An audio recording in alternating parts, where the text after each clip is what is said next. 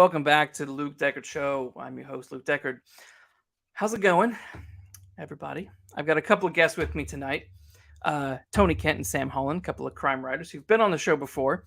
It's been 2 weeks since I've been here, and in that time, I've had a kid, which has been fun and tiring and all the above. So I might fall asleep during the show because I'm so tired. Thank you, health visitor. But tonight, it'll be a fun show. We're gonna chat about a bunch of different things. Originally, we were gonna have a big discussion on Thor Ragnarok, but then Succession season 4 happened and Barry season 4 happened, and we decided, hey, let's actually talk about these because they're topical and fresh in everyone's mind and memory. So so without further ado, let me bring in the others. We got Sam. Hello, Sam. Hello. And Tony. Hello. Welcome. So let's start with Succession. I think that's probably the one that people want to hear about the most. The most controversial will be Succession, I think. Are we assuming everyone's seen it? So spoilers and that business. Oh yes, spoilers for Succession Series 4. If you haven't seen it, we will be spoiling everything.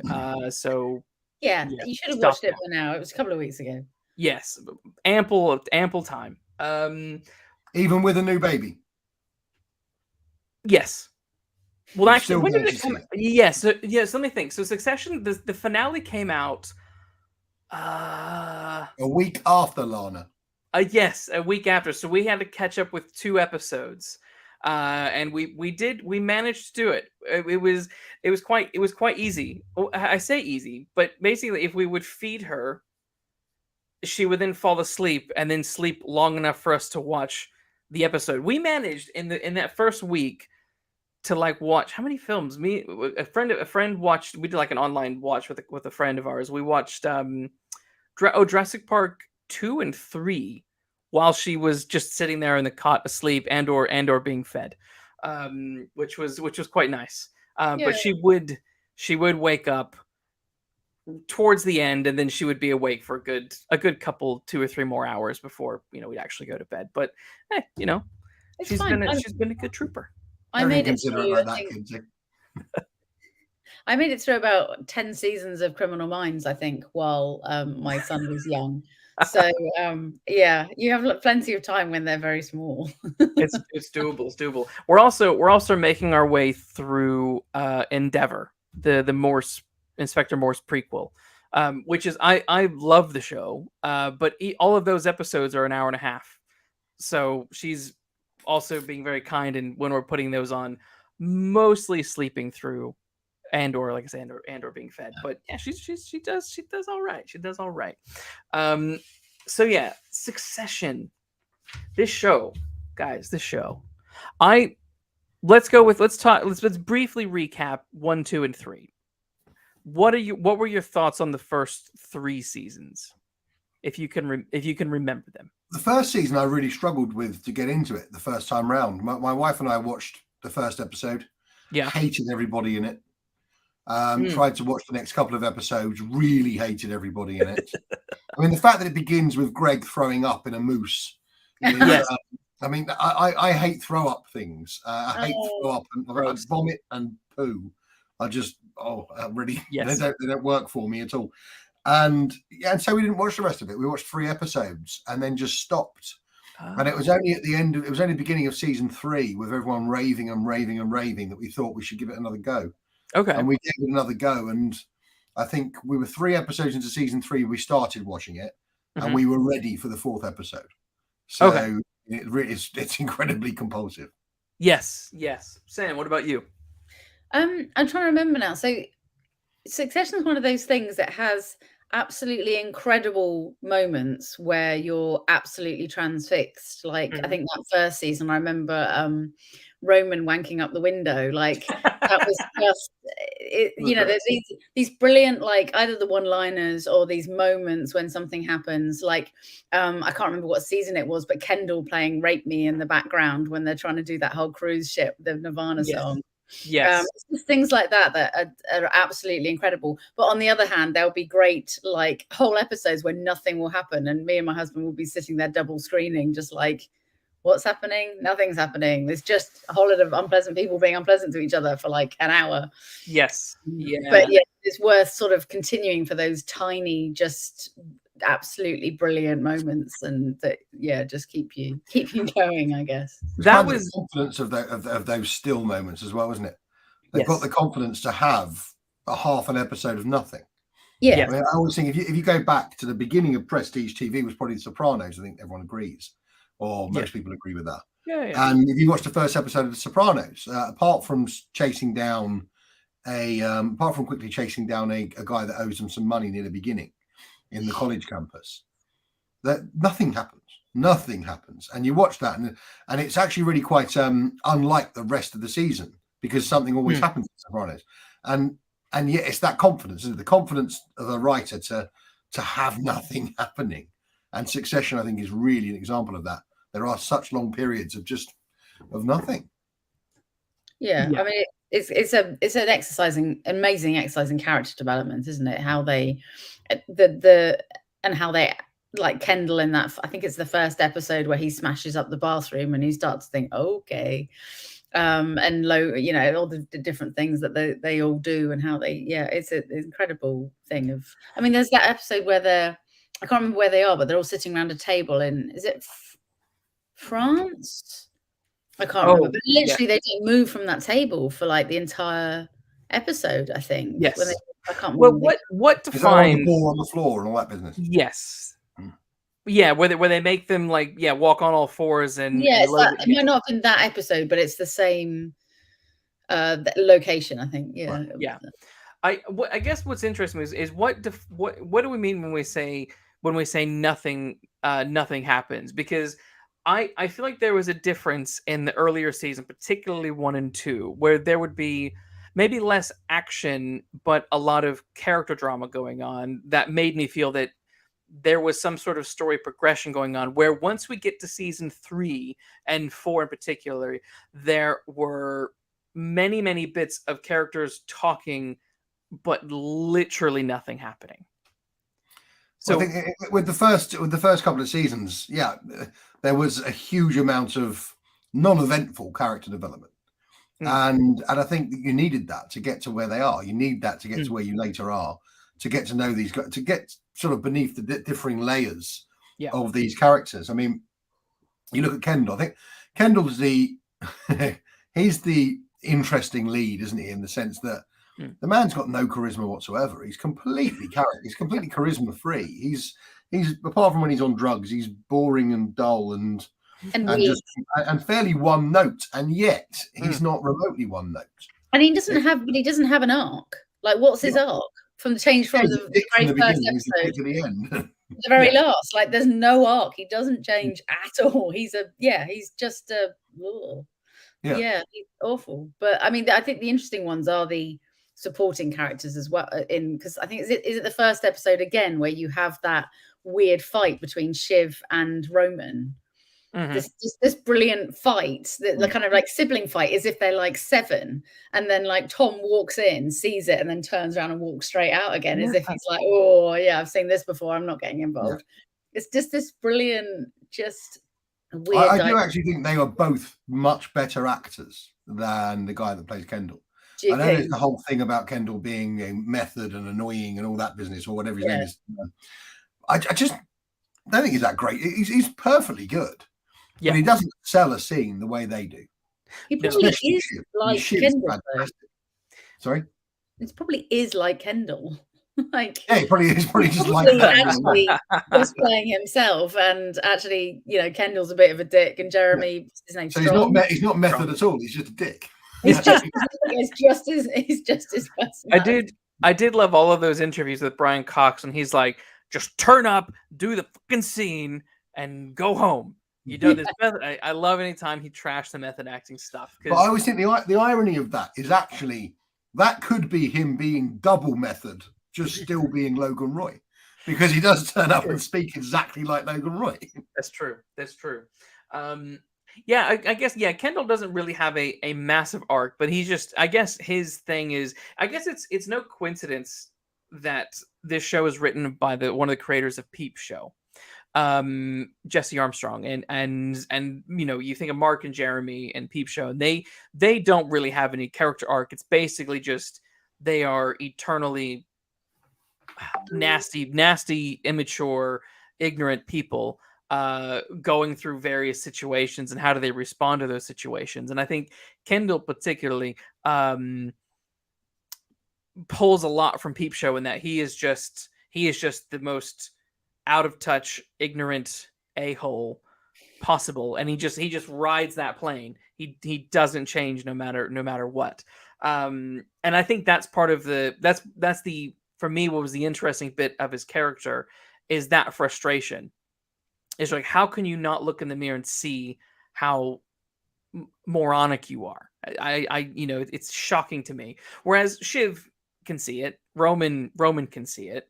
Well, how moronic they are themselves. But I think he can see it. I think Kendall does know that he's weak and he's a bit shit and he's not up for the job, because he's repeatedly shown how he's not up for the job.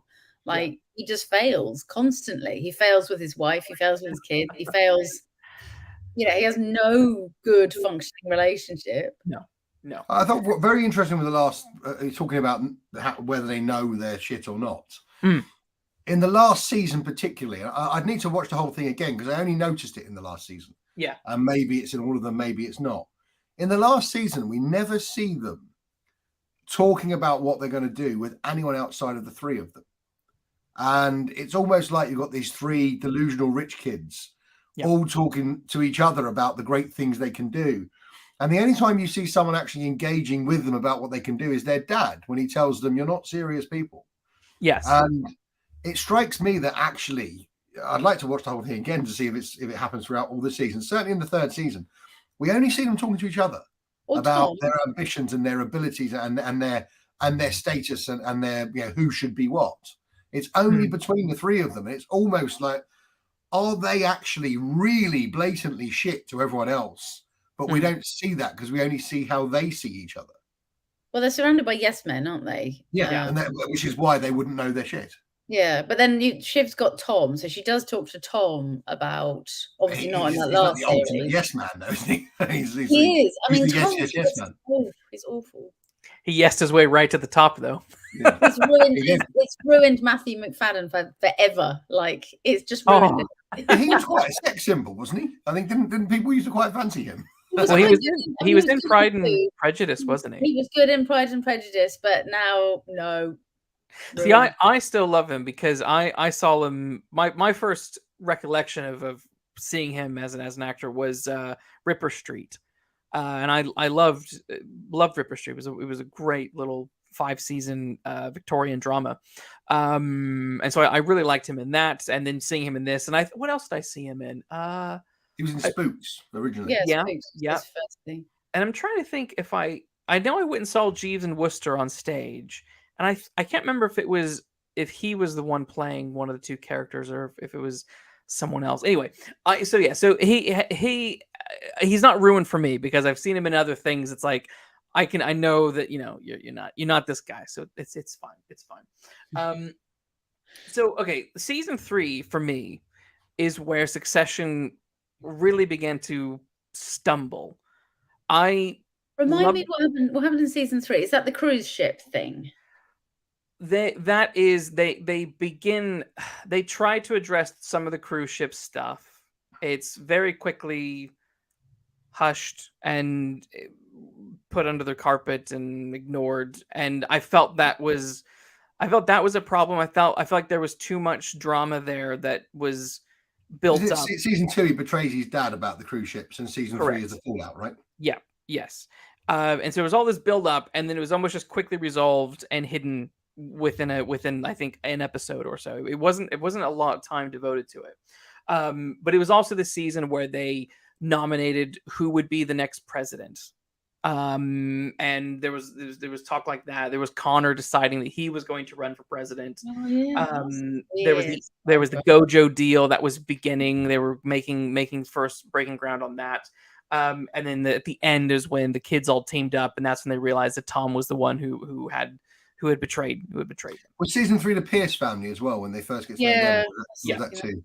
Yes, Right. yes.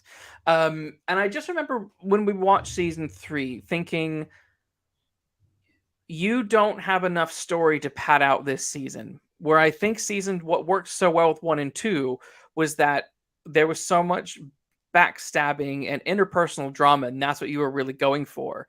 But then by introducing this presidential element, by introducing this Gojo element, introducing Connor also running for president, you're setting up all these things, but you're devoting very, very little time for me to get fully invested. I'm always sort of wondering, why is nothing more happening with some of this stuff? Because I would have thought, like, Connor running for president is either a big deal or it's a quick joke and you move on. But they rode that to the end, which I never really understood that, I have to say. I mean, Yeah. we find out he spent over 100 million on it. doing Where's what? he getting that from? Yes. I mean, we know they're rich, but they're not that rich. Yes. Some random son who is the least favoured of all of them can spunk 100 million on something, and it hasn't really touched the sides. Yeah. That didn't seem. That seemed strange to me. Yes. Yeah. Well, where's his money coming from? I mean, his dad just wouldn't have allowed it. He just would not have allowed it. No. It's. I kind of thought that they would have gotten it as far as maybe him having his name on, the potentials who could run for president, and but then not go any further than that. But the fact that he was, it almost like in the 4th season, it was a little bit uncertain, but it seemed like he was running. He was almost like doing like a Kanye West thing, where he was still running and he could still get votes, but he wasn't one of the major players. He wasn't for one of the major parties. So I don't really know what party he was running for. But he was independent, wasn't he? He was running. Yeah. So that to me was a really weird element. So I guess, yeah. So I felt there was a lot of interesting stuff that was in season 3 that didn't really go anywhere. And I thought, well, maybe they're going to really drive it home in season 4, which I guess brings us to season 4. Because I personally don't think the show landed as well as what Twitter would like people to believe. I think the finale was decent for what it was, but I don't know if the show. I feel like the show is a bit like House of Cards, where House of Cards has 2 great seasons.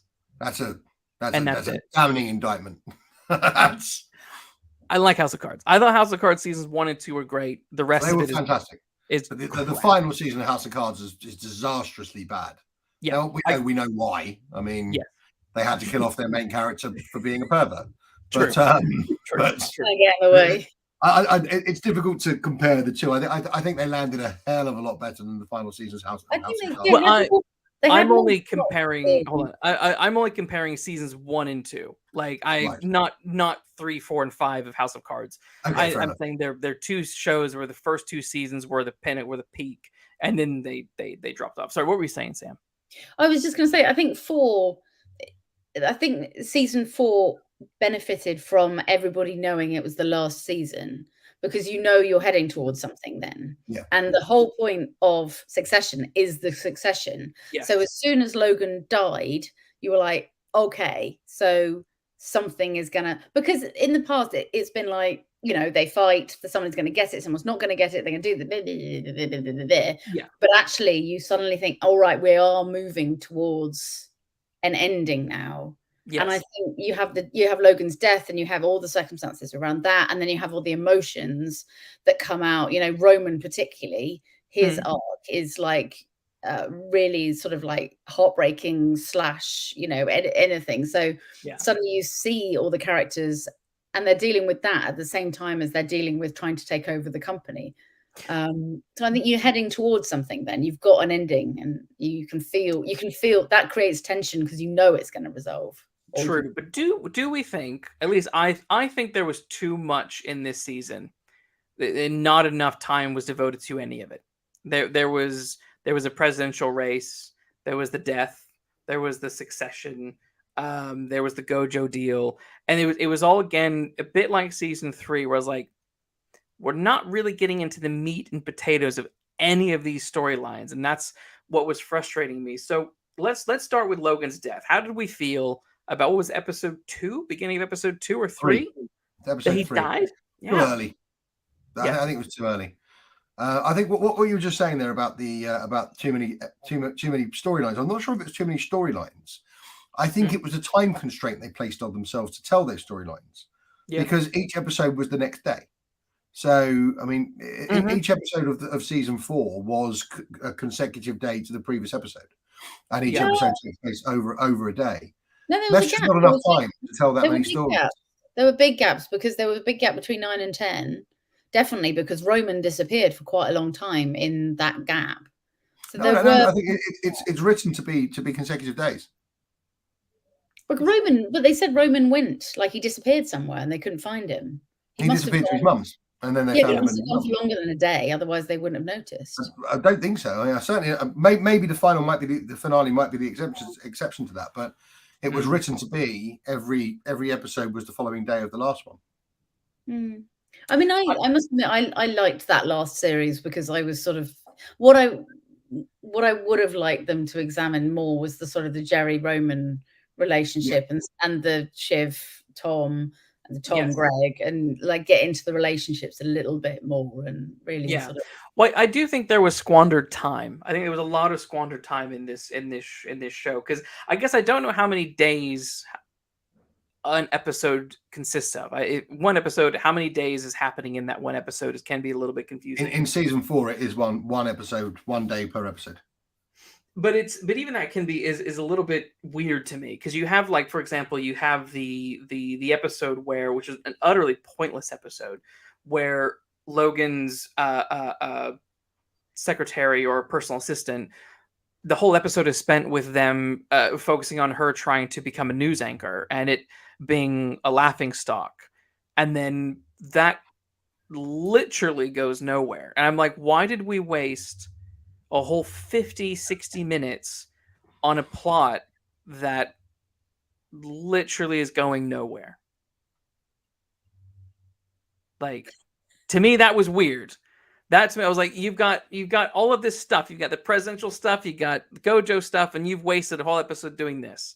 And there is a part of me, I don't know. There is a part of me that wonders. This is my theory. That's probably wrong, but it was weird how quickly they killed Logan off. It was very unceremonious and just bizarre. We didn't even see him die. We didn't even see a body, which was weird to me. We have this upward shot from looking down at a body lying on the ground that could literally just be anybody with some prosthetics on. And part of me wondered, like, I remember Brian Cox sort of every once in a while complaining in the media about Succession and Jeremy Strong and all that kind of stuff. And I sort of wondered if he was like, I went out, and that's why this was the fourth. He off early, and they were left hanging, and they didn't know how to deal with it. Well, I legitimately wonder if that was part of it, because I don't know. Well, he's quite negative about it, isn't he? He's negative about he's negative about Jeremy Strong. He's negative about how quickly they killed him off. Yes. Or where in the season. He's moaned about that. But I also saw him moaning in the press about how he doesn't want to be defined by this role. He's very worried about being defined by the role. And I think he's now played a part in a play about an actor who has been defined by their most successful role. And I think I suppose there could well be something to be said for that he's just said, this is it, I'm done.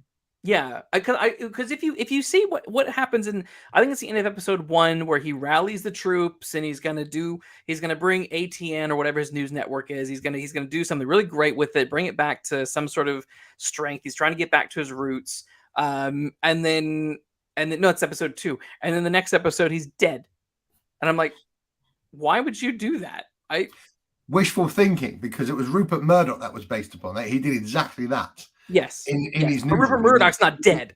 Yeah, but that's what I'm saying. Wishful thinking, isn't it? Like, if only he made that speech and then killed over on a plane. Yes. And I guess maybe if we had seen him die, or maybe if there was a bit more, maybe there's a bit more movement, like public movement about his ATN reshuffle. People could have, that could have been a good bit of drama. Oh, Dad's doing this. This is nonsense. We got to stop it. What's he doing? Da da da da da. And then, oh, now he's dead. Now we can take the reins. Now, that's going to be a complicated matter. How do we get the reins of this?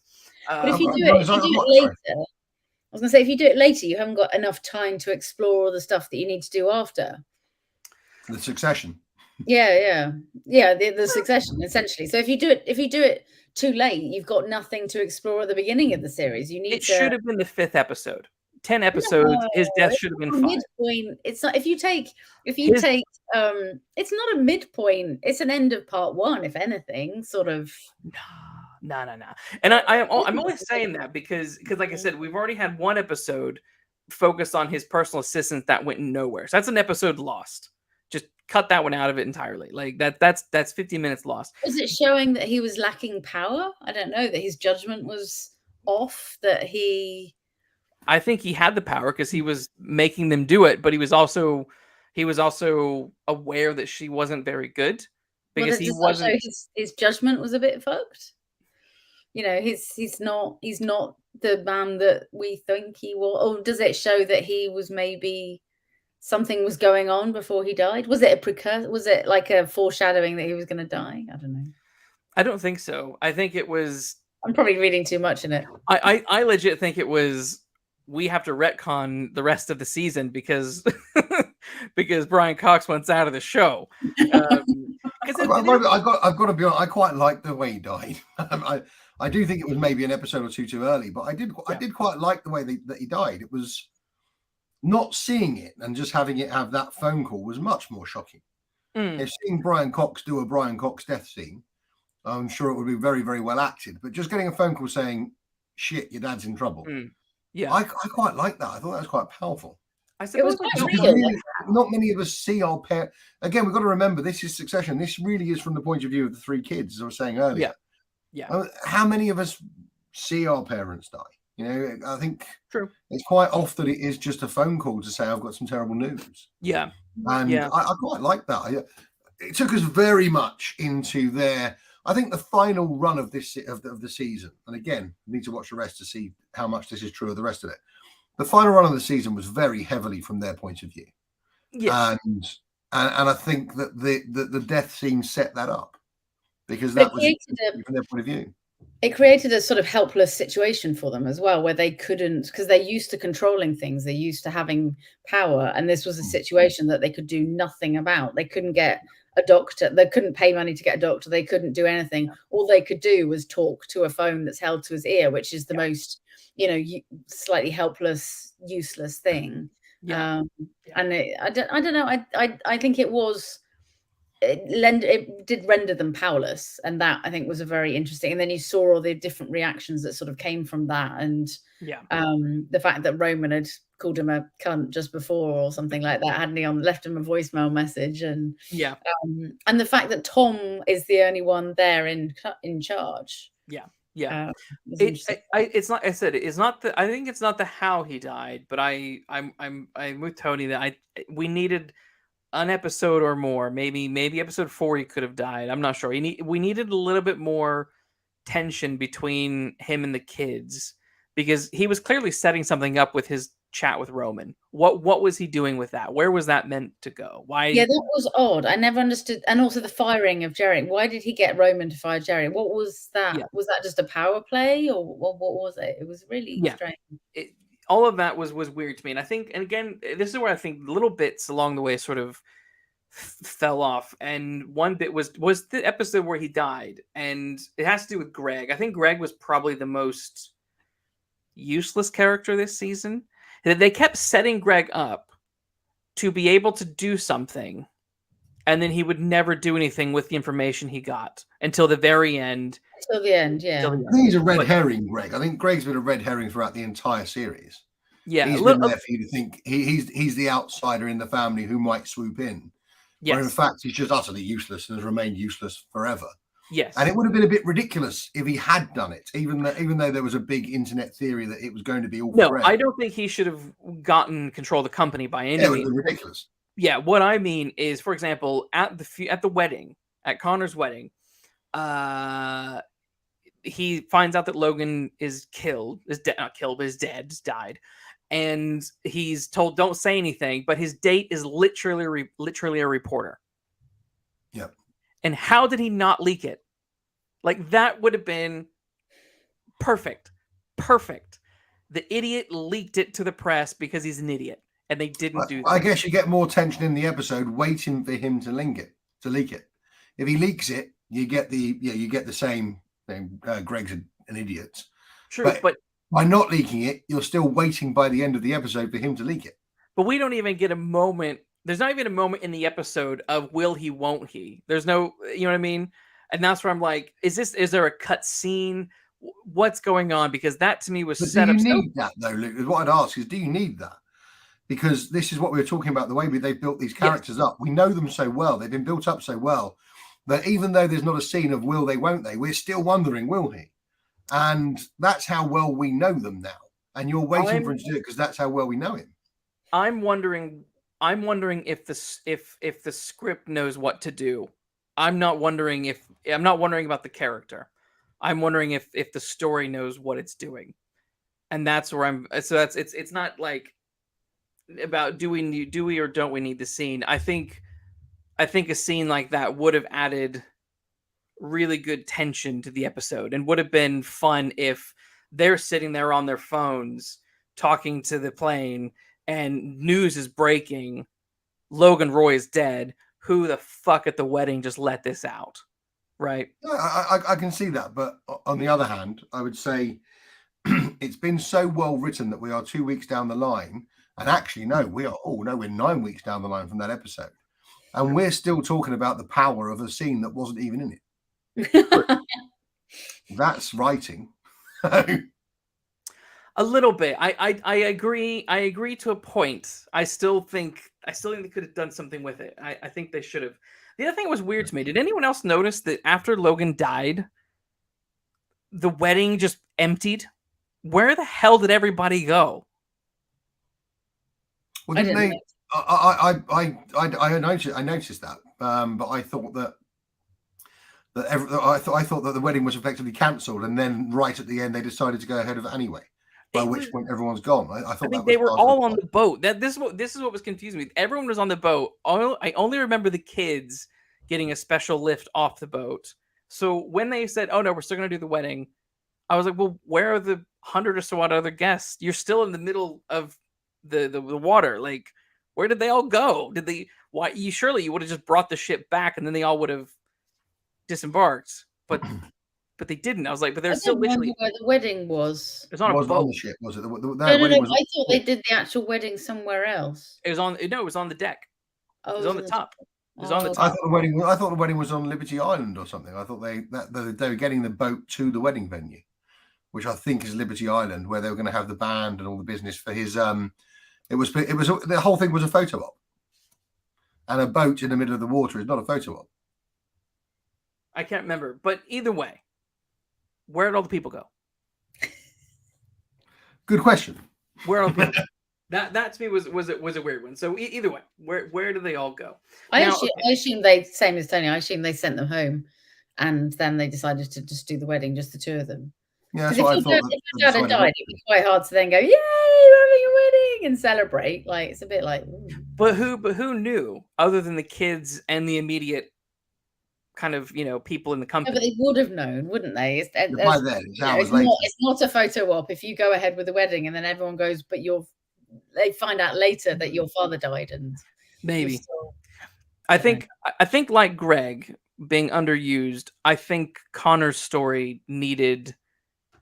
I think because he was being teed up to run for president, which is huge. When they don't devote enough time to his story, it gets a little. It's like, why are you even bothering with that? Yeah, for me, I think of all the stories, that's the one from this season and maybe the whole series that I would agree with that the most. Yeah, it's a big. We should have at least seen the man make a couple of speeches or just a few snippets of his speeches, just for the comedy and the idiocy of him. Yeah. Yes, and just to see him being totally out of touch and a complete useless whatever. And yet we didn't. And I have to say though, it's only in reading about this show, in reading reviews, that I discovered how important, apparently, the presidential race is to the whole series. I didn't notice it until the last couple of episodes. Exactly. It meant nothing to it. I just thought, oh, that's interesting. It turns out there's an election on, where apparently it's permeated the whole series from the beginning. not to my notice, not to my attention. No, it's that is one of the most weakest elements of the whole series in general. Succession 1 to 4 is they have these moments where, like, there's a moment where Logan keeps the president on hold for a couple of seconds, right?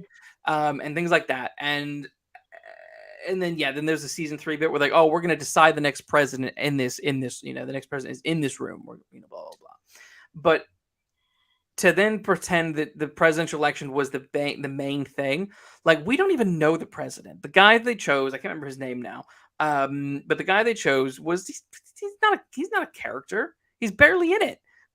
He's meant to be a Trump allegory of some kind, but we don't really see him do anything that is slimy or nasty. We just hear about it secondhand.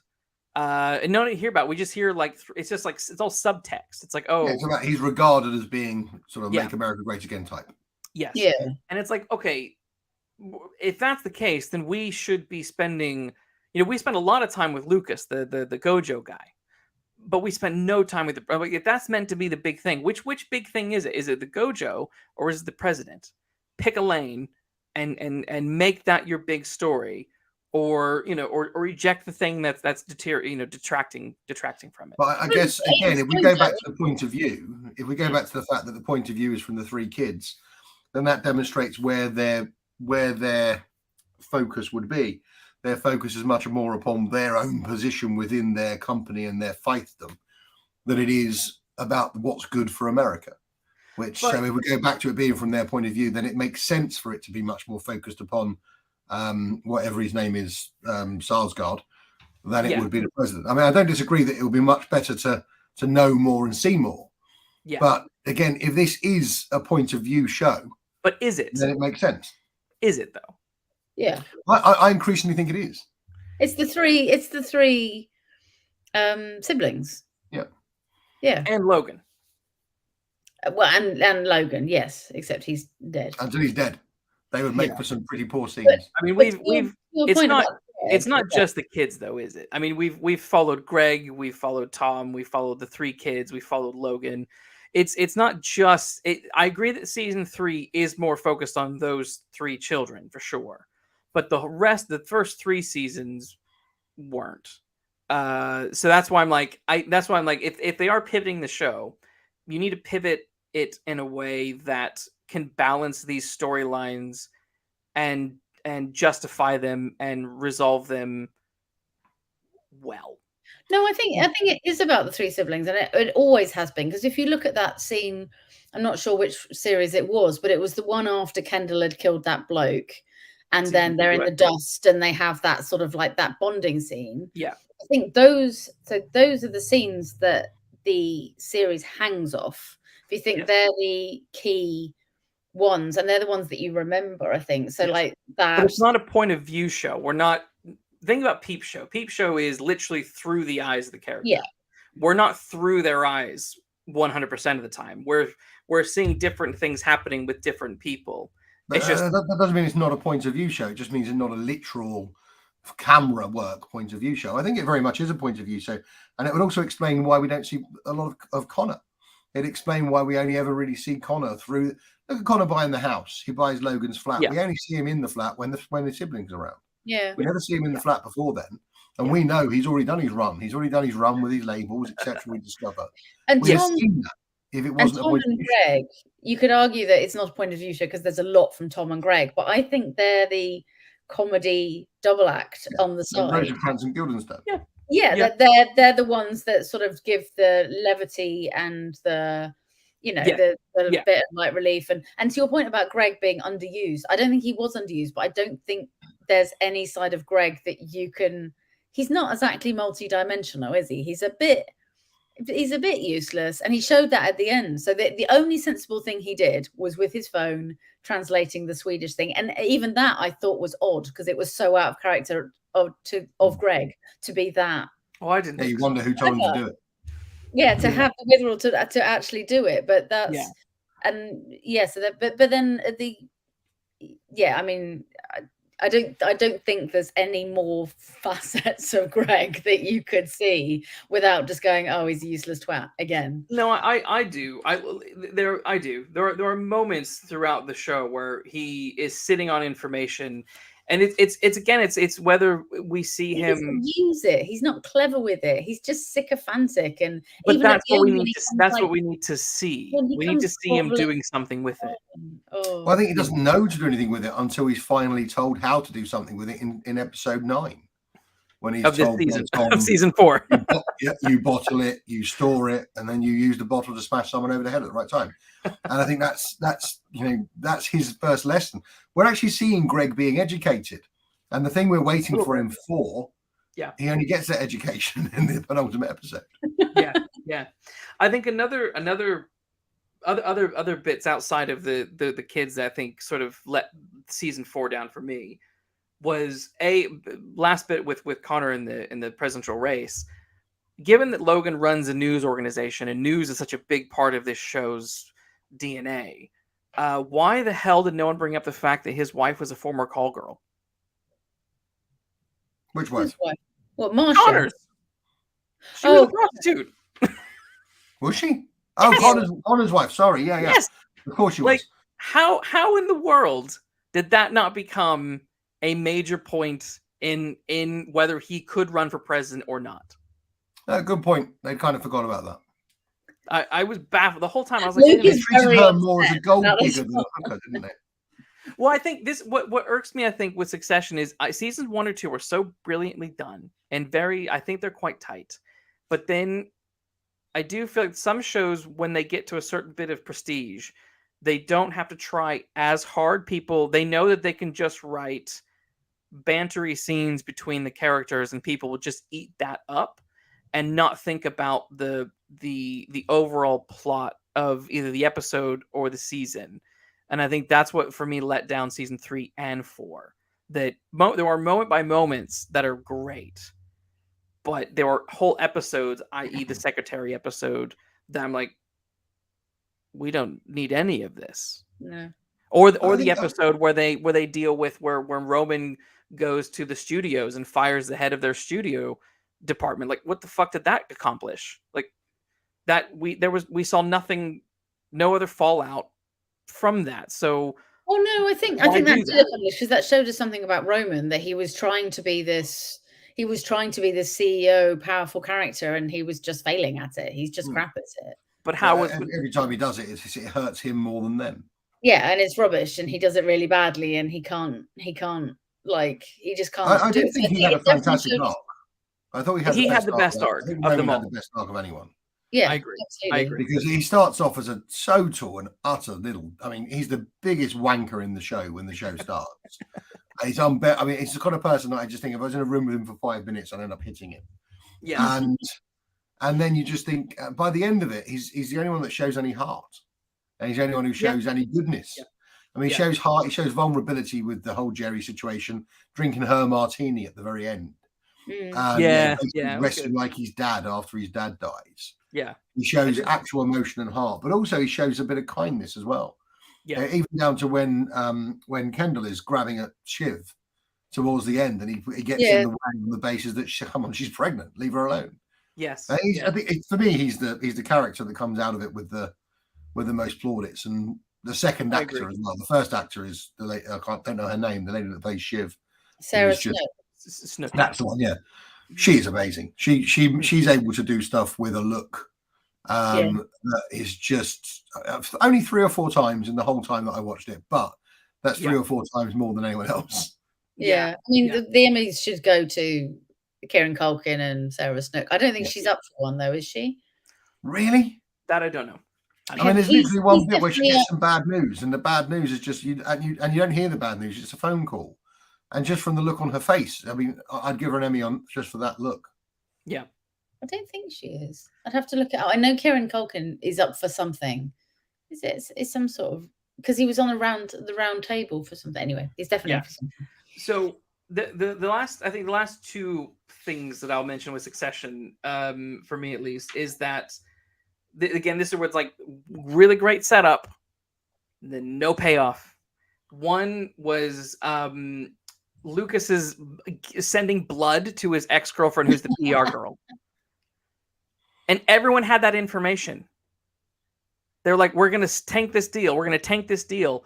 Why did that not become part of the thing to tank the deal?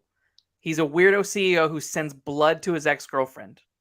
They even had a scene where Roman and Kendall have a chat with her privately, and it's like, oh, is she or isn't she going to turn? And then they just never go back there. But who knows? Who knows about it? Because she knows, but she's being kept in the fold. Shiv knows, but Shiv's on their side until the final episode. Yeah. Who do we know knows about it? Because that could be why it's not used. They don't know about it. But don't they know? But The brothers know. But surely isn't he just a bit of a weird character anyway?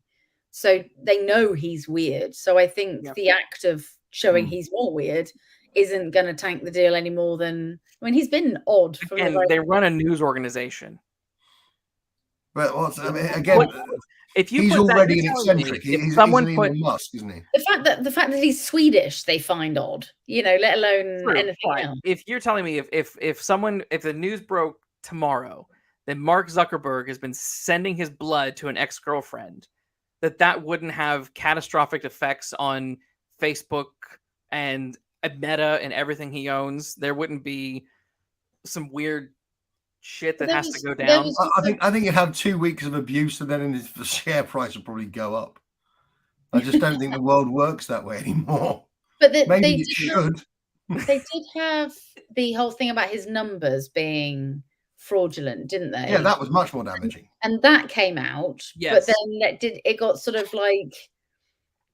Well, I like the way they handled that. That was Shiv massaging, wasn't it? That was she does. Yeah, she handled that well. She handled that in a way that's like, okay, we're going to dump this on a busy news day where it's going to get buried because people are talking about these other bigger deals. So I sort of assumed that the blood thing was sort of in that same category, that it just wasn't worth doing because A, they thought he was weird anyway, and B, the other thing. I don't know.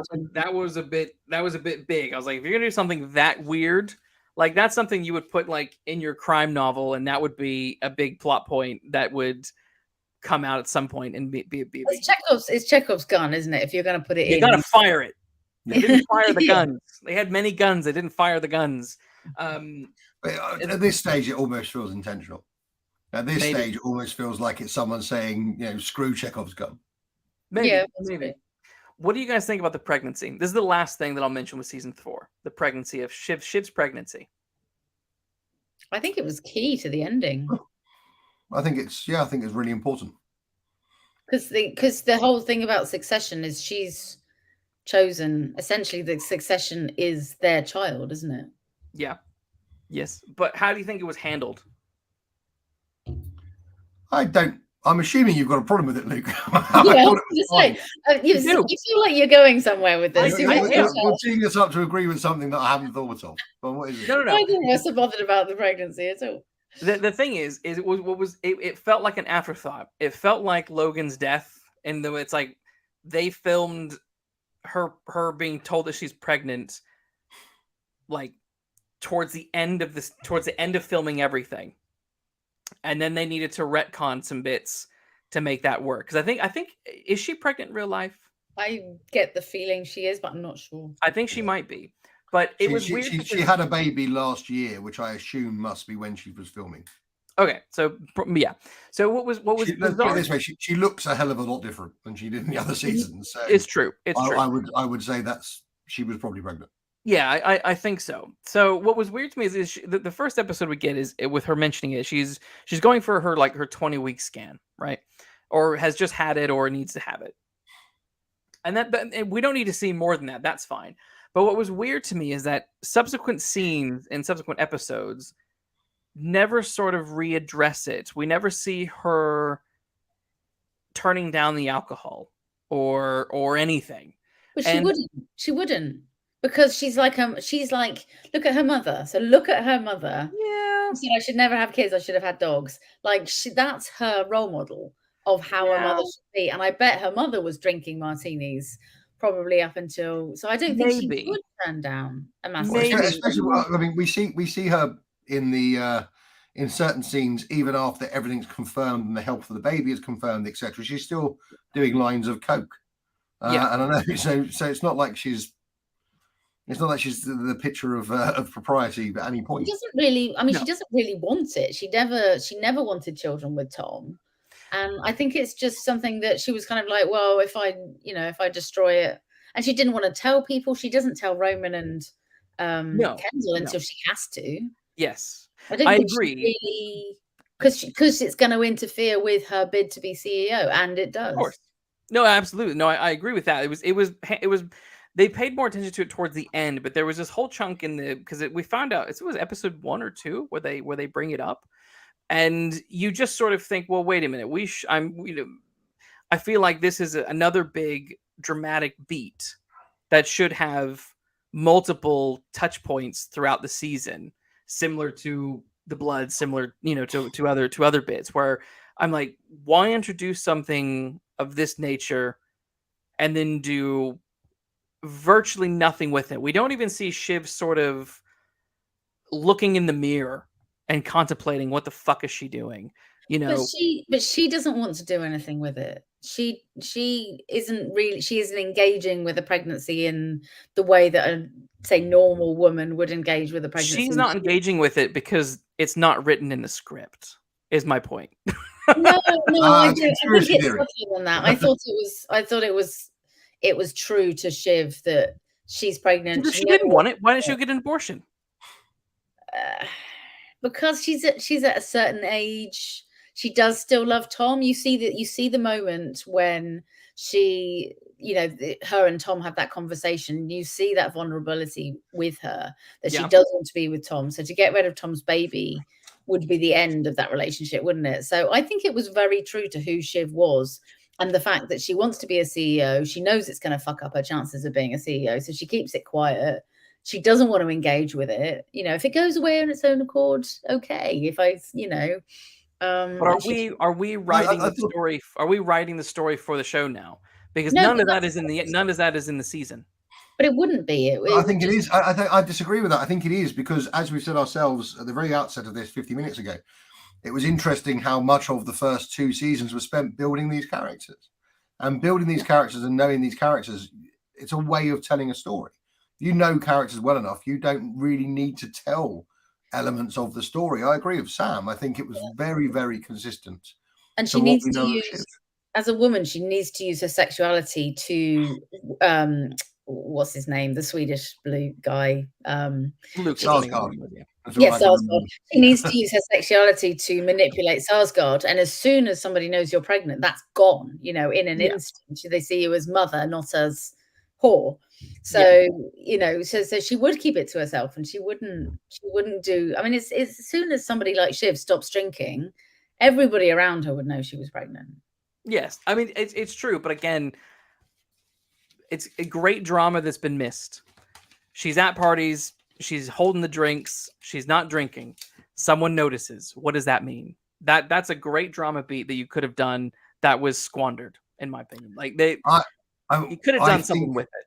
I have to say, on that one, that would have been, for me, far too obvious. I think even if it was Tom who did for a case like for a program like Succession, a program as nuanced as Succession, as subtle as Succession in many ways, I think that would have felt to me like it could have been something. I just don't think that's right for Succession. I think overall, just sort of winding up that show a little bit. I think, is it brilliant? Is it perfect? Is it brilliant? I think yes. Is it perfect? Nowhere near. No. Is it overrated? Almost certainly. I don't think it's the best show ever made. It certainly isn't Shakespeare, which they keep comparing it to, which I think is absurd. It's Shakespearean in the sense of what it's going towards. But if that's Shakespearean, then so is Yellowstone, which has almost exactly the same plot. Yes. It just does it with guns and Stetsons. Yeah. So no, just because it's got that plot, it's not Shakespearean, and it's not the greatest program ever made. That's still The Sopranos. But I is it still haven't very, seen very, The is it very, very good? Yeah, really good, really, really good. Yes. The final end. Kendall. Wanker. Are you satisfied with his end? I don't think he. Do you think whether he would kill himself or not? Yeah. I don't think he would kill himself. I don't think he's got the guts to do it. No. Did you know that Jeremy Strong actually filmed a scene where he tried to jump over the bridge because he was so in character? He's such a tosser. Honestly, no, I'm with you, Tony. He's such a twat. And I actually think that Kendall Water stuff is the worst part of the entire show. We've not actually touched upon it, but the whole recurring water motif of Kendall. Yeah. That for me is every bit as unnuanced and every bit as broad as Shiv not drinking and someone noticing. I think it's every bit as bad as that, and I think it actually took me out of the show. Yeah, the whole water back to the water, back to the water, back to the water. It was good once because it did make you think, oh, how unbalanced is he? Oh no, absolutely. But they just kept doing it. It was a lot, wasn't it? It was constant. It just kept doing it. It was very, very overused. But yeah, I mean, trying to jump over it. Did you see how fast that water was? I actually noticed how fast the current was. Yeah. In that, if he jumped in there, he was dead. Oh yeah. There's no way they were getting him. No. I don't know what I don't with the actor. I don't know what the actor was thinking with that moment. They couldn't have edited it out, could they? It was okay. It's the only ending we've got left. He jumped in the water in real life. Yeah, that was weird. I sort of would have been fine with him offing himself. I think I definitely agree that Roman had the best arc across the whole show in general.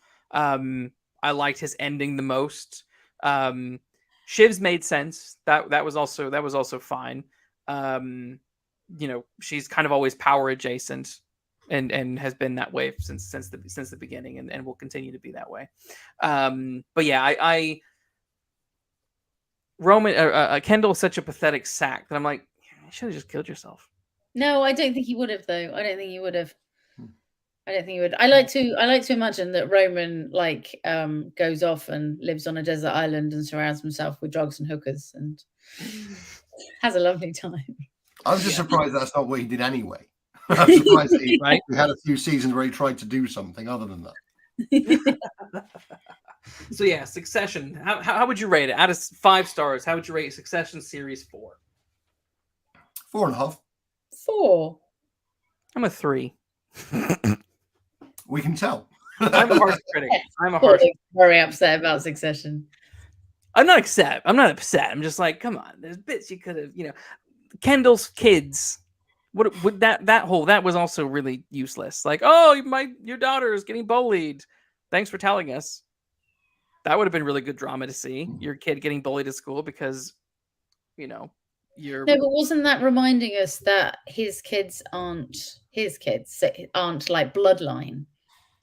Isn't that so that when Shiv ascends to the throne, so to speak, and there's bloodline, that's sort of like, oh, that's yeah. I guess, and wasn't it again point of view?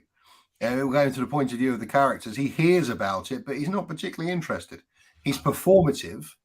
I'm going to go and get you this person. I'm going to get you this security. I'm going to do this. I'm going to do that. He's performative about it. Yes. But actually, ultimately, the only thing he cares about is his own position within the company and what he's going to achieve. So his focus remains on that. And so we don't see.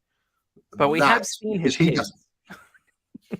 No, we've seen them. Of course, we've seen them when he sees them. Except in this season, when you're misreading me when I talk about point of view, Luke. I'm not talking about. No. I do get it. I do get it. But there's the show has shown us other points of view that I'm like. Also, like we've seen his kids, and all we see is like they clearly couldn't afford to. They didn't pay to have the kids back. They're inside the car, and he's like, "Kids, are you in there? Kids?" It's like you couldn't even you couldn't have a scene between his daughter and him. Like you do see one. You see one in the car when the wife's in the car with the daughter at one point. There's a scene with the wife and the daughter in the car. Oh, okay. Well, the scene where there definitely is, because I didn't know until this season that she was mixed race. I've forgotten. So yeah, there definitely is. Oh yeah, it's just that the moment where he's like banging on the door trying to see the kids, they don't open the door. Let them have a moment. Let them have an actual moment.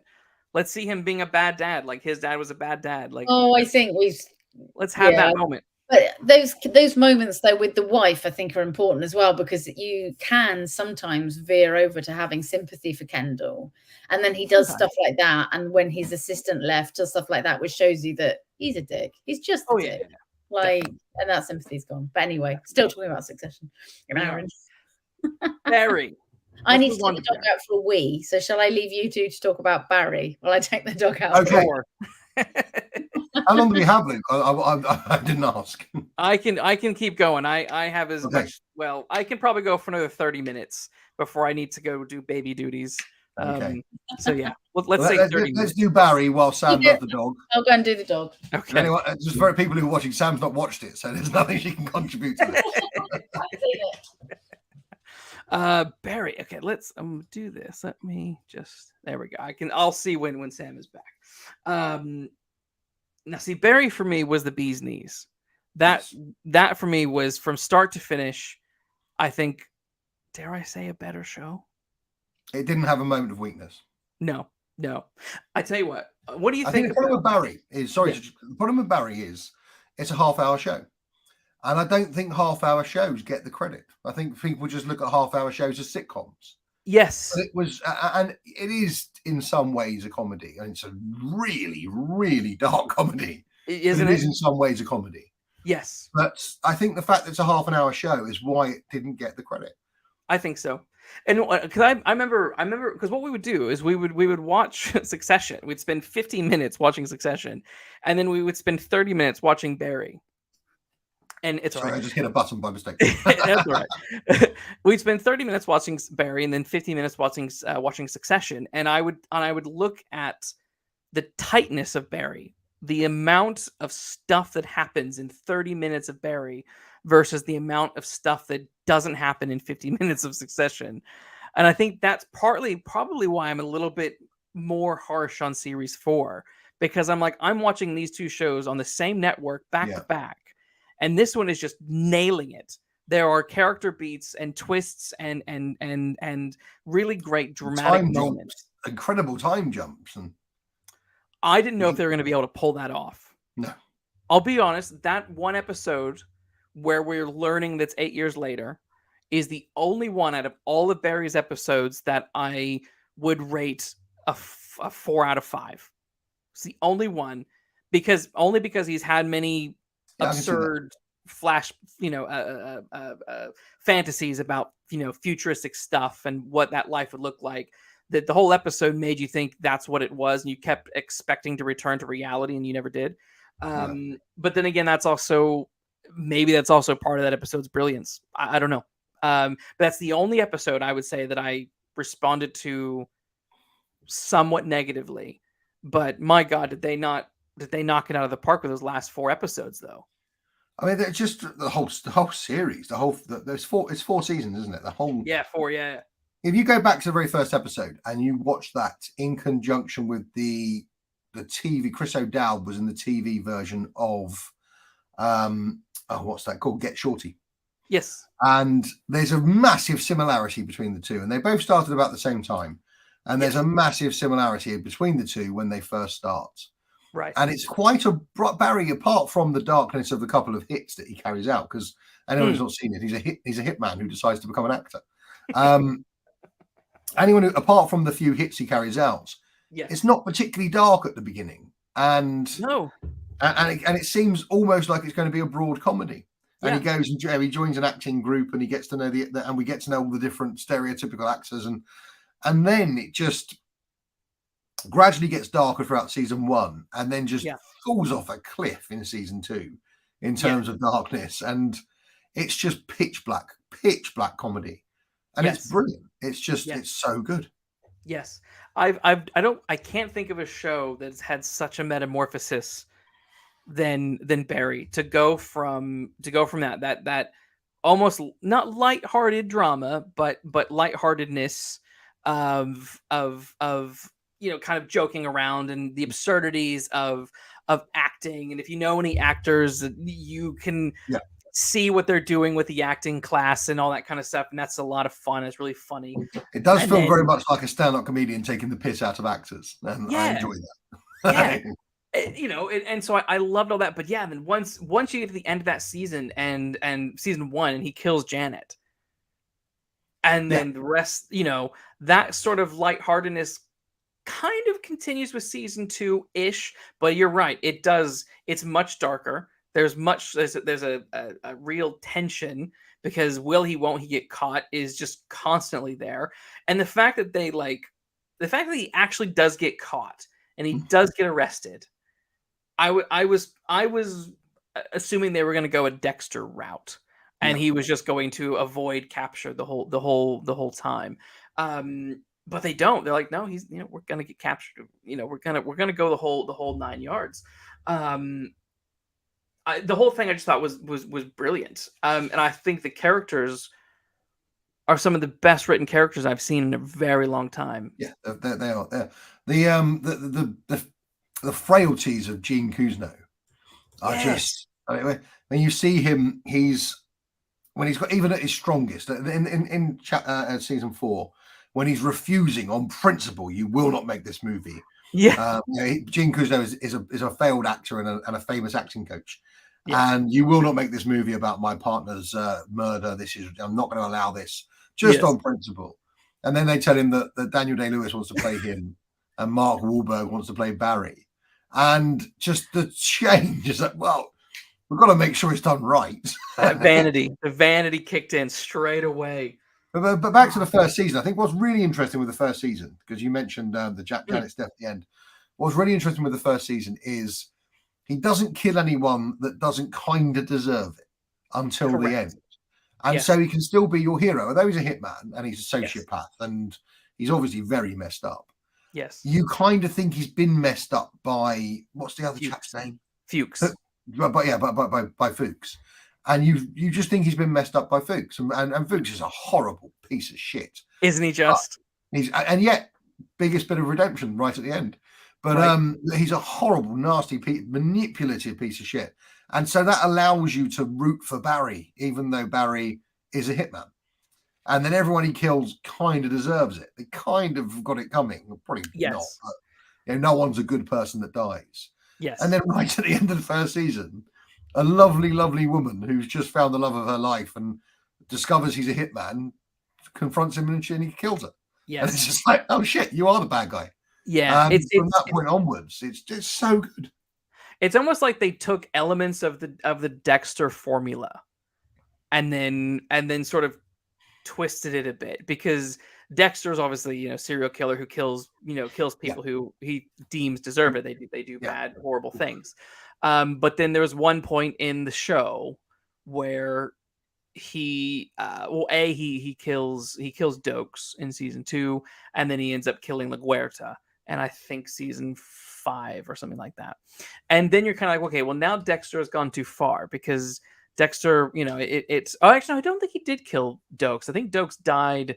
I think it was an explosion that killed Dokes, but Dexter didn't explode the cabin. So it was a happy coincidence. So it kind of kept his character somewhat clean of that murder. But once he killed LaGuerta, once you're bending over backwards like that, your series is finished.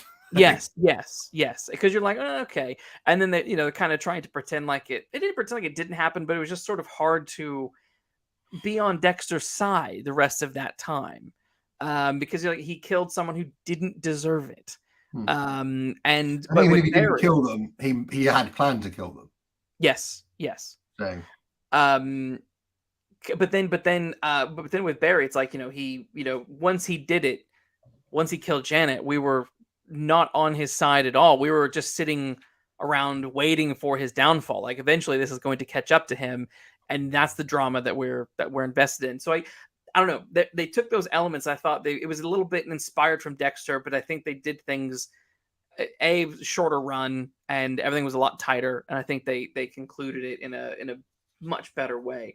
NoHo Hank. Is it half an hour episodes or something like that? Isn't it? We were actually saying we think that's why it doesn't get. Well, I think. Sorry, say we. Yeah. I think that's why it doesn't get the credit it deserves, because there's a thing about half-hour episodes, isn't there? People just assume it's a sitcom. Yeah. Is it on? When's it on? I'm gonna have to watch it. I think. You get it on Sky Atlantic. Yep. Oh, okay, Sky so and now. or Now TV, whichever one you have, it's on there. Now, yeah. Yeah, it's on there, and it's worth it. I mean, it's 34, 30-minute episodes, 4 seasons, 8 episodes a season. It's so short, but so well done. It needs all the awards, all the credit, all the praise, because it was, to me, and this is what I was saying while you were away, Sam. I was watching these 30-minute episodes and then watching these 50-minute episodes of Succession, and I was thinking, like, wow, so much happens in these 30 minutes. There are character moments for Barry, for Sally, for Cousineau, for Fuchs, for Noho Hank, for Cristobal. So much stuff is happening in these episodes, and then we're watching 50 minutes of Succession where a couple of things happen, and I'm like, I think one is the better show, and I think that I do. I think it certainly had the better finale. I think Barry would have had the better finale of the two. It actually had a good, and finales are hard and rarely pay off, but I think Barry's finale. I thought that. I actually think there have been 4 finales last week. There were 4 finales last week from 4 big shows. What else ended? Mrs. Maisel and Ted Lasso. Oh yes. And I actually think Ted Lasso has gone off badly, I feel. Yeah. I mean, the final season just wasn't. It's just got into a world of its own. I avoid using words like woke and things like that for obvious reasons, and I'm trying to think of the best way of explaining this. It was lazy. It's gone so far in the wrong direction of trying to be worthy. It's trying too hard to be worthy.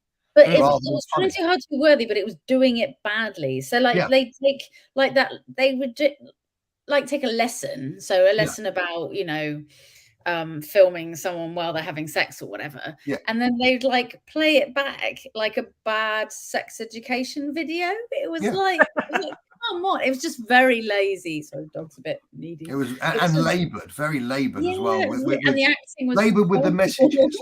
It was a very bad final season. I thought it was an okay finale compared to the rest of the season, which I thought was very poor. The finale was fine, thank God. But it was the worst of the week. There were random bits in that I never understood. So I never understood why Keeley and Roy split up. No. That was completely. And also, if you're going to keep them apart, at least give Roy the Irish teacher that fancies him. Yes. At least give him that. Just so he's not there, and so he's not ending it alone. Exactly. And then and that big love affair that they built for 3 seasons, and all right, they've hinted that she's bisexual, but regardless of whether she went off with a man or a woman's irrelevant, she went off with someone within no time of splitting with Roy. Yeah, and then that was random. That was really sort of done badly. Yeah, it's badly. It really was a bit, and their problem was that didn't they start out with half-hour episodes and they went up to an hour episodes, and they can't fill hour and 17 minutes, I think was the longest one. I was like, come on, it was good when it was half an hour. Yeah, but it was a good tight show. When it was good when it was a comedy, and I think it forgot in season 3 that it was a comedy. So that one ended, and I thought ended okay for the season, but bad for the series. Right. And then I think after that, I think Succession was the next worst one. And yet I don't say it badly. I think it was great, but it was the least of the other ones. Then I thought Barry was great. I actually think the best, and this is strange coming from me because of the kind of program I'm talking about. I think that the best finale of the week was Mrs. Maisel. I thought it was absolutely. I never watched that either. Same. It's a really good show. Season 3 goes off a lot, so it doesn't have the consistency of Succession or Barry. Great first and second seasons. Season 3 really goes off. Season 4 is good again. Season 5 is very good. Netflix. But the finale just worked for all of those 5 seasons in a way that you rarely see a finale really, really encompass all of its seasons and all of its show. It was great. You basically finally see her make it. It's all about a wife in the late 50s whose husband has an affair on her. And she's just an archetypal Jewish housewife. Yeah. And she gets up on stage at the end of the first episode and just starts talking about it in a funny way. And she becomes a stand-up comedian. Yeah. And you follow her through 5 episodes going into the 60s as she tries to become a stand-up comedian. And it's really good. It's very, very good. As I say, season 3 is a bit offish. 1 and 2 are exceptionally good. Yeah. 4 and 5 are very good. But the finale was just the perfect finale for 5 seasons of that show. Yeah. Where do you watch it? Where do you It's watch on it? Prime. You watch it on Amazon Prime. Yeah, And it may not, I mean, as a single episode of a show, it might not be as good as Succession's finale. It might not be as good as Barry's finale. But as a finale for that show, which I think is a very different thing, a finale is a very different thing. Yes. As a finale for that show, it was superb. Absolutely brilliant. Yeah. I think it is obviously hard to compare. I don't want to say we're comparing a finale, like one show's finale to another finale. We're comparing the quality of the series finale and how we've responded to it. And I responded way better to Barry. So did I, and so did I. I'll have to watch it. It's great. It's like I really recommend it. It's very dark, Sam. It's a comedy that becomes a tragedy in the end. It's just wonderful, and I won't spoil anything just because you haven't seen it yet. But I will sort of hint at something. I like how the end of the show mirrors some of those early episodes in which the police don't get it right. Yeah. It's always someone in Cousineau's class. Never the right person. And I liked how that kind of went full circle at the end of that. That was quite fun. And also Barry does become a star. Barry becomes a star. Not necessarily in the right way. Not in the right way. Not in the right way. But he does become a star. It's really good. It's really good. I highly. And also, when you watch it, look out for NoHo Hank, who is perhaps the best supporting character that's been written in years. He's just so unique. Yes. Oh my god! And his turn. Fuck. I can't say anything because you've not seen it. And I want you to go watch it. Yeah. I'll watch it. I'll watch it. If it's only half an hour episode, I'll burn through it probably quite quickly, and then I'll let you know. I'll probably watch it. And there's not many of them. It's 8 episodes a season. Yeah, exactly. Easy done. All I need is a week, and that'll be done. Literally, it won't take long. It won't take long. But yeah, no, that show was great. Cool. Well, I think we should probably wrap it up because I probably got to go do baby things now. But yeah, no, it was. We did a very needy spaniel, haven't you? You're very needy. Oh, hello, puppy. What's the puppy's name? He's Max. He's not a puppy. He's a proper. I've got a Max as well. Yeah, he's a good boy. But I got a friend called Max. I have a Jack Russell called Max. He's downstairs because he barks too much. It's a good name for a dog, isn't it, Max? Eh? It is. Yeah. Yes. I have to say before we do wrap up, though, Luke. Obviously, we originally planned to do this all about Thor Ragnarok. Oh yeah. So before we wrap up, just in case you've got to run for the baby, I am going to say the following: Thor Ragnarok was bloody great. Thor Love and Thunder is shit, and those two things are unarguable. Yes. Thor Ragnarok is not Thor. If you're a comic book Thor fan, it's not. However, it's still great. It's great. It's a brilliant, funny. It's got Chris Hemsworth in it. Can't fault that. Flash Gordon done right. Although number 4 is shit. It's just awful. I didn't make number it past 4 10 minutes. is I can never pronounce his name, but Taika Waititi. Taika Waititi. Yeah. This is an example of somebody. I remember when J.K. Rowling started writing really long books. And a lot of the thing was what she's too big to edit now. That's happened to him. Yeah, someone needs to rein him in. Thor: Love and Thunder. It was an out and out comedy, and it's not Thor. No. It's a powerful moron. It's a powerful moron. There's no other way of putting it. But that's been Thor in every single film. Thor. That's been Thor in every single Thor film. See, I don't agree with that. I think certainly not in Infinity War. I think the best portrayal of Thor has been in Infinity War. And I don't agree he was a moron. There were moments of being a moron, but he wasn't a moron in Ragnarok. No. He wasn't. He was getting there. Yeah. It was touch and go a couple of times, but it was just about okay, unless you're a massive Thor purist from the comics. But if you've watched Thor 1 and Thor Dark World and you've gone to the third one, then you've got to have got past being a purist, because both of those ruin the character. So I thought it was a great film. Is it Thor? Yeah. Probably not, but it's a great film. Brilliant. Whereas Love and Thunder is not Thor, and it's shit. It is. Oh, if I only had the time now to divulge what I think about. You've had an hour of ranting about Succession. You need to give us the Thor Ragnarok win. Yeah, it is. We did watch it in preparation, except I left my notes downstairs. But no, it's clunky for me. But it's not clunky. It is. It is. I don't see it is. It's clunky. There's a lot of obvious reshoots.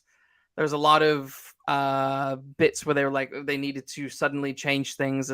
Some of the worst CGI I've ever seen is in that film. It's got Kate Blanchett in top-notch goth mode. It's got Carl Urban preparing for the boys. Carl Urban's character is utterly useless. He is not a character. He's an NPC. He's not a character. Carl Urban is useless in everything. You have to embrace the uselessness of Carl Urban in everything. But I love him because he's. Apart from Dredd, he's very good in Dredd. Oh, I've never watched Dredd. Dredd's great. Oh no, Carl Urban's great in the Star Trek movies. He's the only thing that's one of the few good things in the Star Trek movies. The accent's terrible. He's great in The Boys. Oh, he's great in The Boys. Well, he's great in the Born. He's great in the Born Supremacy as well. He's what? He's great in the Born Supremacy as well. Yes, but that's he's the Russian. He's great in that. He's in it.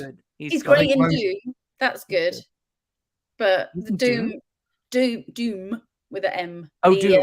I was like June. I didn't know he was in June. No, Doom. He's brilliantly shit in that. But anyway, you've got Chris Hemsworth in A1 Chris Hemsworth mode, short hair, fit as anything, and the story is really funny. I'll tell you one of my main problems with Thor Ragnarok is that it's two movies stitched together, and it needed to be one or the other. The Hela plot line. She's kind of Kate Blanchett's great. She looks great. Rock on, but as the main villain of the story, her storyline is not done as well as it should have been, because most of the stuff is based around them being on the trash planet, what's it called, Sakaar, and dealing with the Hulk and them getting off. And I think had the film been purely about, Thor being on Sakaar, dealing with the Hulk and dealing with Ian Malcolm, what's his name? Ian Malcolm? What's the guy's name? Jeff Goldblum. But he needs motivation, and she's his motivation. I know she's the motivation, but like they don't. She's basically there for a second at the beginning, and then they fight at the end, and they have no other kind of middle ground. The beginning is what I mean by clunky. Is the beginning you have her sort of random appearance after Odin vanishes. Fine, I guess, but the whole sort of Thor returns to Asgard, unmasks Loki. Suddenly they're on Earth. Suddenly they're in Doctor Strange's house. The Strange bit is done really well, I think. No, it was. There were more bits, and this is the other thing is I remember when the film was being filmed, there was a bunch of stuff where there were scenes of Odin. They were filmed with Odin in New York, and he was like a hobo, dressed as a hobo living in New York, because there was a lot of stuff that was reshot for purposes I don't really understand. Like the bit where Hela breaks Thor's hammer in the trailers takes place in an entirely different place than where it does in the film. It's in an alleyway in New York. Yeah. So there was something going on there that's like, okay, you've rejigged some stuff and you've cut stuff up for some reason. I don't know what those reasons are. And it to me, it was quite jarring. So I think had the film either been a whole Hela story or a whole Sakaar story, that I think would have been better serviced. But I don't think Helen Mirren was given the caliber of actor that she is. Kate Blanchett. That's what I meant. Kate Blanchett. I said Helen Mirren, didn't I? I don't Whoops. remember Helen Mirren playing it. Helen Mirren was in that recent one. What's the new one? The Shazam. Shazam. God, that's Shazam. terrible. Yes. But Kate Blanchett's just having a whale of a time. I don't care if she's having a good time. I care if the story's good. I genuinely don't think either of those films would be better. I think they're better together. Yeah. I don't think either one of them would have enough to be a whole movie by itself. I don't think. Yeah, I'd agree. There isn't enough. You need them. You need him having a motivation to get off the trash planet, and why it's so urgent that he gets off the trash planet. Or and maybe they needed to truncate that trash planet. Sakaar maybe that needed to be shorter. Well, the whole Sakaar thing, you say about Sakaar, that should be a film in itself. The Sakaar story is just taken from World War Hulk, and it's not the whole World War Hulk story. Yes. So it's not a story in and of itself, because even in its original telling, it's only part of a different story. No, I mean, I get that. I mean, it's Hulk is meant to take over the planet, and we're not even close to that happening here. So I'm kind of like, why are we here? Like, what, I'm okay with the Marvel films, because the X-Men films do this as well, where they will take ideas from the comics. They don't necessarily adapt them 100%, but they adapt elements of it. Like James Bond. Yeah. And I'm totally fine with that. But yeah, it's just the Sakaar bits. That's a huge chunk of the film. And I'm like, let's get to the Helen Mirren. Let's get to them confronting. I think the Sakaar bit's a great chunk of the film. I don't actually see any fat on that film. I'm a big believer that if something will be as long as it needs to be, provided it's fat free. And if that makes it an hour or that makes it 3 hours, if there's no fat, it's the right length. And I don't see any fat on that film. Oh man, I do. I do. But it's fine. It's all fine. Well, we can all agree, can't we, that Love and Thunder is shit? Yes. We can, including Chris Hemsworth's kids' friends and Anthony Hopkins. And Anthony Hopkins, who said that acting in Thor was pointless acting. He did say that it was like fun, but he's like, when you're acting on a green screen, it's pointless. So it's kind of like a backhanded compliment. Yeah, it's like, it was fun, but also pointless. Hey, there we go. Anyway, I will be back next week. David Bishop and Anna Mazzola are coming to chat historical crime with me. I'm going to do some panels for National Crime Reading Month, which will be fun. I'll probably do a flash review at some point this month. That'll be interesting. That'll be fun, yeah. Not watching it. Is that because Ezra Miller's a pervert? Yeah. I think it's disgraceful. Just because they spent so much money on it, they're going to ignore everything that man's done. It is weird. It is weird. Even the director was like, "Oh, he won't be recast if they do a sequel." I'm like, "What dirt does he have on you guys?" Yeah. What pictures of who with which? He wasn't even the original. Like, if you think, well, what's his face? He played it in the series. I can't remember his name. Grant Gustin, or Gustin, whatever his name is. Whack him in a film. He's fine. Yeah, he would be great. Yeah, he hasn't held any children hostage in a gun ranch surrounded by drugs. I mean, it is weird to me. How is he not in prison? It's just. It's bizarre to me that Johnny Depp gets fired. So good. Say again. It looks really good. I mean, maybe it's a great trailer, but it looks really good. But I'm not watching it. The reviews are starting to come out, and it's middle at the moment. We'll see. We'll see. Have you seen the Indiana Jones film? Not out yet. That comes out yet. Oh, am I still so early? Oh, okay, I'm still early. Okay, because the reviews for that were a bit. Boy, those early. Yeah, that'll be interesting. Yeah, I'm gonna have to see it. Yeah, I will definitely see it as well. But I sort of see it hadn't made it. Yes, I see it as a trilogy. Anything after the Last Crusade just doesn't exist. No, doesn't exist. It's Last Crusade. You can't beat the Last Crusade. No. That was that literally rode off into the sunset. It was the perfect ending. Just if Crystal Skull was good, then fine. But because it was so shit. And there were so many things about 4 that just some of the ideas of it, like there's no what's Indiana Jones' girlfriend's name in the first movie? Marion. Like I was going to say Karen Allen. I don't know her actual name. Yeah, Marion. Where's Marion? Marion. Why is Was he? Indiana? He's divorced at the beginning of the movie. This isn't a spoiler. This is in some of the reviews. He's divorced at the beginning of the movie. He's divorced from Marion. Yep. Why did he? Oh God. Yep. So the one good thing they did in the fourth movie is gone. Maybe the only way they could have not had Shia LaBeouf in it, and for that. Oh no, they got a way of divorced getting him everyone. out of it. They got a way of getting him out of it. Do you want me to tell you? Yeah, go on. Dead in Vietnam. Good. He could have just been in Vietnam. He could have just been in Vietnam. He doesn't necessarily need to be dead, but you know. So I'm like, okay, you're doing really hard to retcon this whole fourth movie that everyone didn't like, but While at the still same making time, a movie with an 82-year-old. yes, with arguably, in my opinion, one of the most overrated actors in Hollywood right now. Lee, are you about to slag off Harrison Ford? No, I'm about to slag off Fleabag. She's funny. Phoebe Waller-Bridge is just. I've not seen her in anything that I've enjoyed. She was the worst bit of Solo. She was the social justice droid. Her bits in No Time to Die, you can tell where she's stepped in and written bits and what her jokes are. I'm just like, oh, it's cringe, such cringe. And yeah, I'm just like, I don't know. No. There's a lot not going for this movie, so we'll see. It's a conversation for another day, isn't it? It is. Because our anticipation is not great, is it? not for Indy. If I'm pleasantly surprised, that would be great. But I don't know.